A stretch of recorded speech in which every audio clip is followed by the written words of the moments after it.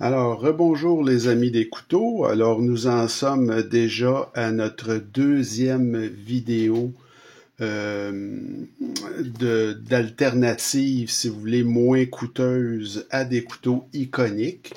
Alors, c'est la deuxième vidéo de cette série-là. Cette semaine, ben, je vous présente vraiment un de mes couteaux préférés, vous le savez, le Kaiser Task 1 ou T1. Alors, c'est rare les couteaux iconiques chez les Chinois, mais ça, c'en est un. Je voulais lui faire une vidéo parce que c'est vraiment un couteau exceptionnel. Alors, ce qu'on aime évidemment de ce modèle-là, ben, écoutez, c'est un grand design de Yuli Hennecke, l'allemand. Alors, le Kaiser T1, c'est son meilleur design à mon avis. Les matériaux sont de très grande qualité, hein. On parle d'acier CPM S35 VM pour la lame, le titane pour le manche. C'est évidemment un couteau de verrouillage de cadre. C'est un couteau très traditionnel, hein? Un roulement à billes, etc. Une très belle clip en titane. Bon, mais c'est l'ensemble qui fait la simplicité et le design, la pureté des lignes, c'est ce qui fait de ce couteau-là vraiment quelque chose d'exceptionnel, vraiment.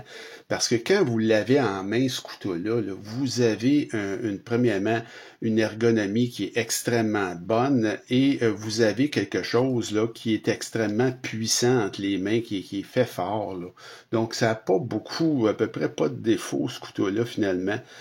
C'est un couteau de 7 pouces et demi au 19,05 cm. Les inconvénients, ben, si on peut en trouver quelques-uns, c'est un peu lourd, hein, je veux dire, à cette époque, parce que c'est un couteau qui date quand même. Alors, il y avait peu de squelettisation, et c'est 4,29 onces ou 121,6 grammes. C'est pas un poids léger, on va se le dire.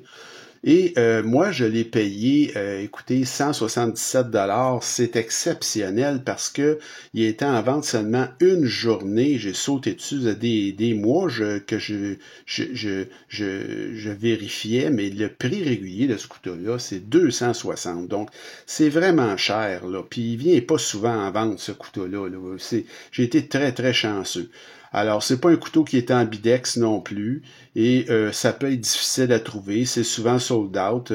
Selon moi, cette réédition-là que j'ai entre les mains,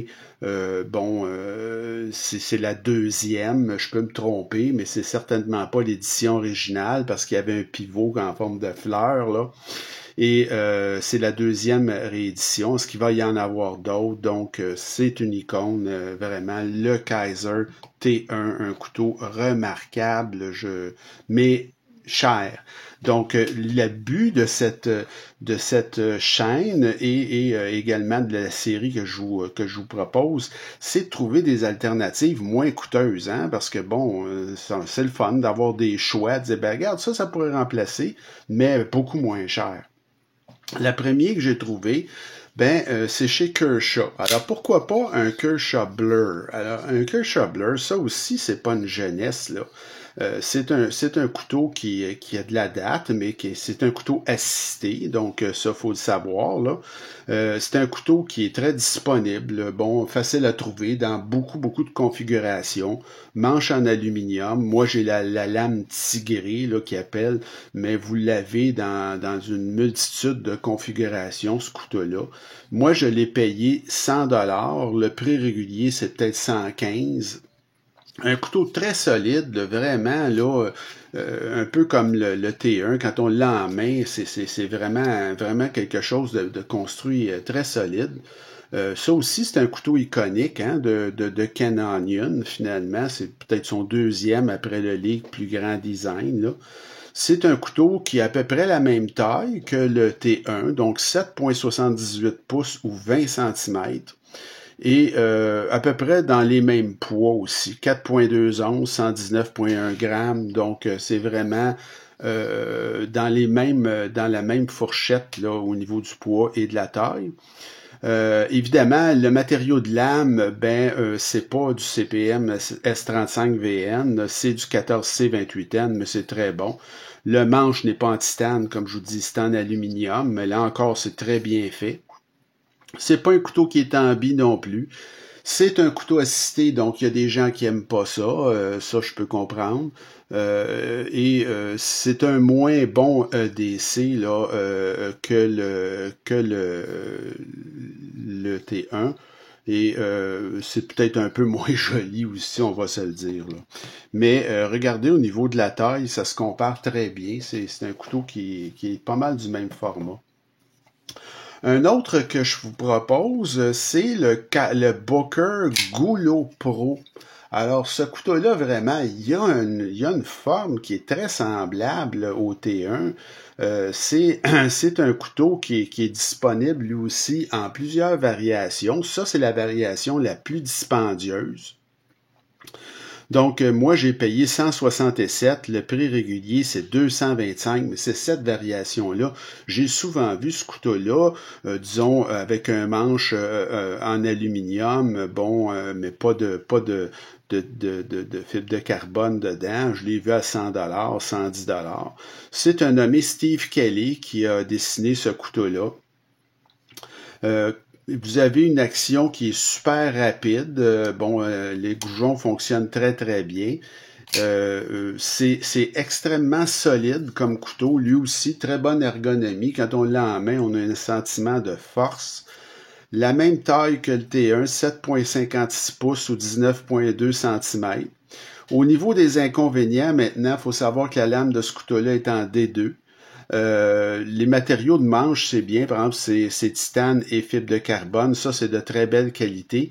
C'est un couteau, par contre, qui est lourd parce qu'il y a vraiment des montants tout le long, là, puis c'est très lourd. Alors ça, c'est 5,22 onces ou 147,6 grammes. C'est un désavantage. C'est un couteau qui est pas en bi non plus. Et il faut savoir que sur ce couteau-là, l'accès, parce que vous voyez, c'est un verrouillage de doublure. L'accès à la barre de déverrouillage n'est pas la meilleure. C'est pas la fin du monde, mais écoutez, attendez-vous, là, c'est pas ce que j'ai vu de mieux comme accès à la barre de déverrouillage. Mais quand même, ça fait une option intéressante, surtout si vous y allez dans une version moins coûteuse, là. Achetez pas nécessairement celui-là, mais si vous regardez chez Booker, vous regardez pour le goulot, vous allez voir que vous allez en voir à 100, 110 $. Moi, je pense que c'est aussi bon que celui-là. C'est peut-être moins lourd en plus. Notre troisième suggestion, disons ça comme ça, j'ai choisi de prendre le CVV Vision FG. Alors, c'est un couteau remarquable, le Vision FG. Ça n'a pas le même look, évidemment, qu'un T1, mais c'est un couteau qui est de grandeur très, très similaire. Et c'est un couteau qui fonctionne excessivement bien. Bon, ça a le Super Lock. La taille, c'est 7,95 cm ou pouces ou 20,19 cm. C'est le même poids, ça pèse 4,35 onces ou 123 grammes. Et ça, c'est un couteau qui est en bi. Alors, on peut vraiment changer la clip de côté. Et avec le Super Lock, qui est vraiment un mécanisme d'une force prodigieuse, là, qui vous laissera jamais tomber, ça fait un couteau complètement ambidex, qui n'est pas à négliger. C'est un design d'un nommé Snake Stand. Hein? C'est un dérivé d'un design là, très dispendieux de chez WeKnife. Et comme je vous ai dit, ça propose le Super Lock comme mécanisme de verrouillage. J'ai payé ce couteau-là 110 $ et c'est son prix, 110 $. Donc, c'est un couteau de très belle qualité et à un prix raisonnable. Et c'est disponible dans une multitude de variations, ce couteau-là. Si vous voulez avoir une lame satinée, un manche en G10, que ce soit là le G10 jade, donc la couleur naturelle, ou d'autres matériaux de manche. Donc, il y a vraiment une grande variété. Au niveau des inconvénients, ben c'est loin d'avoir l'ergonomie du T1, ça. Je veux dire, c'est pas un couteau qui est très confortable comme le T1. Donc, au niveau de l'ergonomie, vous y perdez vraiment, là. C'est une ergonomie qui est assez moyenne. Le matériau de lame, c'est du VG10, qui est un acier quand même très correct, là. Excusez-moi, c'est du Nitro V et le manche est en G10. Moi, j'avais j'ai un petit lapsus. Alors, le manche est du G10 et les matériaux de lame Nitro V, ce qui est très correct. Et c'est sûr que c'est un couteau qui offre un design qui est pas qui fait pas l'unanimité au niveau de la forme de lame, par exemple, autant que le T1. On aime ou on n'aime pas, mais bon. Alors c'est un couteau qui est quand même à considérer là dans les alternatives moins coûteuses. Ma quatrième alternative, c'est chez QSP, le Puffin. Alors le Puffin, c'est un petit couteau qui propose des matériaux très nobles. Alors, vous avez le CPM S35VN comme acier. Vous avez un très joli manche en titane et fibre de carbone. C'est très, très bien fait. C'est un verrouillage de cadre, celui-là.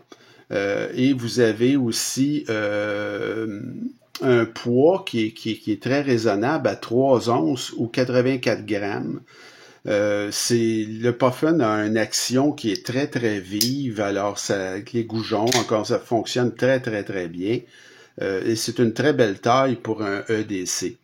Dans les côtés un petit peu plus inconvénients, si vous voulez, c'est plus petit un petit peu là, que notre T1. C'est 7 pouces ou 17,8 cm. Mais ça, il y a des gens que ça ne dérangera pas. J'ai payé ce couteau-là, moi, trop cher. Je l'ai payé, je vous le dis tout de suite, 180. Ça fait longtemps que j'ai acheté ça. Je connaissais pas ça dans le temps.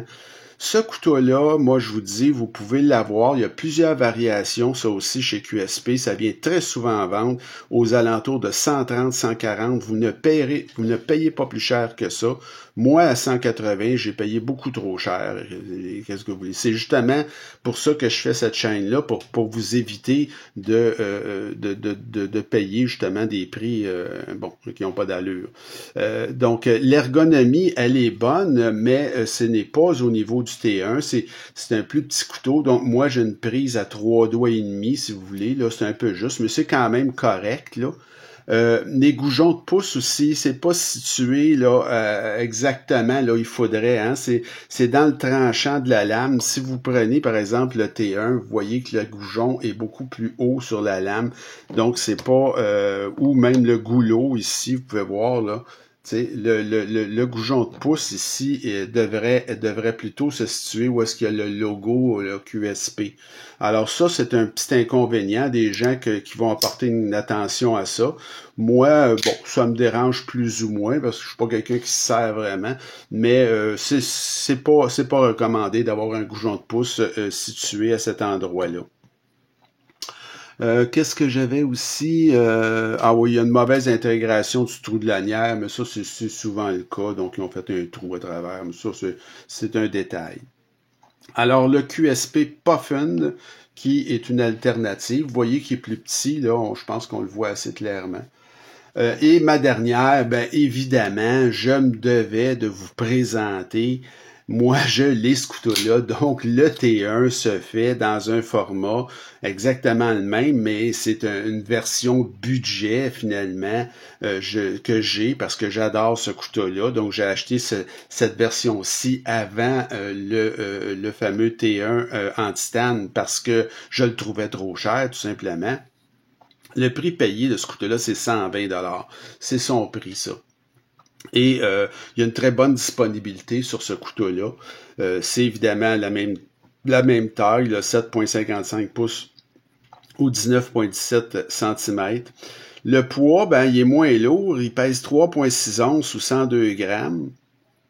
L'ergonomie est excellente, là, comme sur la version titane. C'est vraiment très, très bon. L'assemblage est sans reproche aussi. Et l'action, c'est un verrouillage de doublure. mais l'action, elle est aussi bonne, elle est vraiment fameuse. Regardez-moi ça, c'est Fall Shot, c'est vraiment fameux.